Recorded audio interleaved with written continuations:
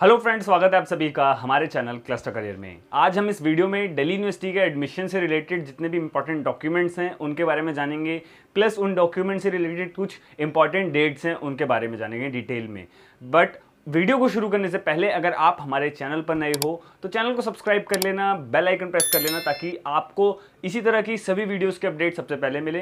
सो चलिए शुरू करते हैं इस वीडियो को। सबसे पहली चीज़ जो आपको जानने की ज़रूरी है कि एक तो रजिस्ट्रेशन के टाइम पे जो डॉक्यूमेंट्स हैं वो थोड़े अलग हैं, क्योंकि उनकी आपको स्कैन कॉपी भी चाहिए होता है और उसका एक साइज़ होता है, वो आपको ध्यान में रखना होता है। प्लस एक जो आपको एडमिशन के टाइम पे, वैसे तो अभी क्या है कि कोविड पैंडेमिक की वजह से जो आपका ऑफलाइन डॉक्यूमेंट वेरिफिकेशन है वो नहीं हो पाएगा, क्योंकि लास्ट ईयर भी नहीं हो पाया था और इस साल भी नहीं हो पाएगा।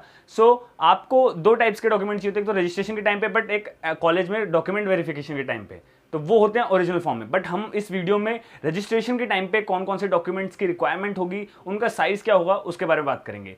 तो सबसे पहला जो इंपॉर्टेंट डॉक्यूमेंट है, बहुत ही मेन इंपॉर्टेंट डॉक्यूमेंट है, आपके पास वो होगा भी, वो आपकी 10th की मार्कशीट, जिसको as a DOB proof consider किया जाता है, जिसमें आपकी डेट ऑफ बर्थ रहती है। उसका आपको स्कैन कॉपी बनाकर रखना है आपके रजिस्ट्रेशन की डेट आने से पहले। स्कैन कॉपी का जो साइज होगा वो 100 KB से कम का हो, ये चीज़ आपको ध्यान रखनी है। अगर उसका साइज ज़्यादा होगा तो आपको अपलोड करने में दिक्कत आएगी और वो बार बार एरर दिखाएगा वहाँ पे। सो ये चीज़ आपको ध्यान रखनी है कि 100 KB से कम का साइज हो 10th की मार्कशीट का। नेक्स्ट इंपॉर्टेंट डॉक्यूमेंट के बारे में बात करते हैं, जो कि है आपकी 12th की मार्कशीट।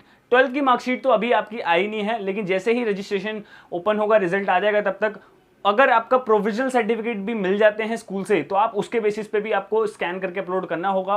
और अगर आपको आपकी मार्कशीट मिल जाएगी रजिस्ट्रेशन के टाइम तक तो आप उसको स्कैन करके अपलोड करोगे। उसका भी साइज सेम ही है, 100 KB तक की आपकी मैक्सिमम फाइल होनी चाहिए, उससे कम की ही हो तो ज़्यादा अच्छा रहेगा। बाकी अगर जैसे ही ज़्यादा की होगी तो वो अपलोड नहीं होगी और प्रॉब्लम फेस करनी पड़ सकती है। सो ये चीज़ ध्यान रखें कि 100 KB का आपका PDF स्कैन हो। नेक्स्ट फिर बात करते हैं कि आपके लिए रजिस्ट्रेशन के पोर्टल पे जब आप जाएंगे रजिस्ट्रेशन करने तो कौन सा इंपॉर्टेंट डॉक्यूमेंट है चाहिए, वो आपके लिए रिजर्वेशन से रिलेटेड है। अगर आप ओबीसी कैंडिडेट हैं, यानी कि ओबीसी कैटेगरी से बिलोंग करते हैं, तो आपके पास आपका ओबीसी का सर्टिफिकेट होना चाहिए, तभी आपका जो रिजर्वेशन है वो आप क्लेम कर पाओगे।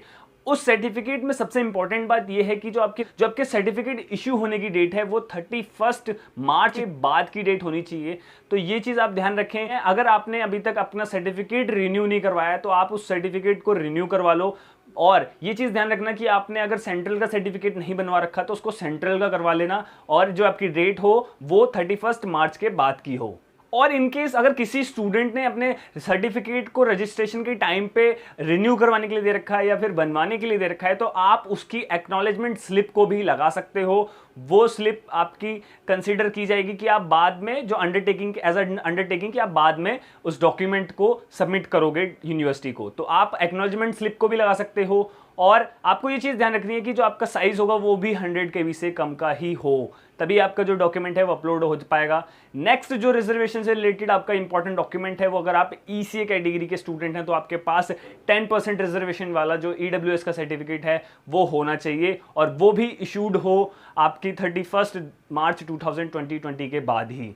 तो ये डेट बहुत ज़्यादा इंपॉर्टेंट है। आपके सभी जो कास्ट रिजर्वेशन वाले स्टूडेंट्स हैं उनके लिए ये देखने की ज़रूरत है कि जो आपकी डेट है इसके बाद का ही सर्टिफिकेट इशू हुआ होना चाहिए। अदरवाइज दिल्ली यूनिवर्सिटी उस सर्टिफिकेट को कंसिडर नहीं करती, क्योंकि वो करंट फाइनेंशियल ईयर का नहीं होगा। सो ये चीज़ आप ध्यान रखें कि जो आपका सर्टिफिकेट है वो करंट फाइनेंशियल ईयर का हो। नेक्स्ट सर्टिफिकेट आप सभी को पता है, कास्ट से रिलेटेड SC ST जो भी स्टूडेंट हैं वो अपना सर्टिफिकेट बनाकर रखें और उसको स्कैन करके अपने पास फाइल बनाकर रखें, फ़ोन में या फिर अपने कंप्यूटर में, कहीं पर भी। सो ये चीज़ हो गई रिजर्वेशन से रिलेटेड बात। अब बात करते हैं कि अगर आप कोई स्पोर्ट्स कैटेगरी या फिर ECA कैटेगरी के स्टूडेंट हैं तो आपके पास क्या डॉक्यूमेंट होना चाहिए। तो सबसे पहले कि आपका जो डॉक्यूमेंट है वो आपका सर्टिफिकेट, आप जिस भी फील्ड से, जैसे मान लीजिए अगर आप एक्स्ट्रा करिकुलर एक्टिविटी में अप्लाई करना चाहते हैं तो आपके पास जो आपका एक्स्ट्रा करिकुलर एक्टिविटी का सर्टिफिकेट है उसका स्कैन कॉपी होना चाहिए, और वो सर्टिफिकेट मिनिमम 3 साल से ज़्यादा का पुराना ना हो,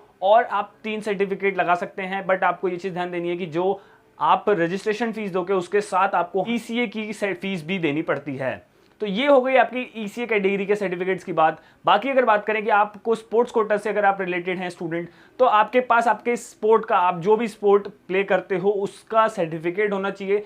उस सर्टिफिकेट को आप दिल्ली यूनिवर्सिटी को हार्ड कॉपी में तो नहीं शो कर सकते, इसलिए आपको पहले से ही उसका अपने फोन से स्कैन्ड कॉपी बनाकर रखना है। और ये चीज ध्यान रखना है कि आपका जो साइज है वो 100 KB से कम का हो। जितने भी डॉक्यूमेंट्स मैंने आपको बताए उन सभी का साइज बहुत ज्यादा मैटर करता है, क्योंकि जो रजिस्ट्रेशन प्रोसेस है वो टोटली ऑनलाइन है, तो आप अपने घर बैठे इजीली रजिस्ट्रेशन कर पाओ, इसलिए अपना जो सर्टिफिकेट्स हैं, अपने जो डॉक्यूमेंट्स हैं, इनका साइज पहले से ही रिड्यूस करके रखना, ताकि एक क्लिक पे आपका जो डॉक्यूमेंट है वो अपलोड हो जाए और रजिस्ट्रेशन में कोई दिक्कत ना आए। तो ये कुछ इंपॉर्टेंट डॉक्यूमेंट्स थे जो आपके पास होने चाहिए at the time of registration for Delhi university admission.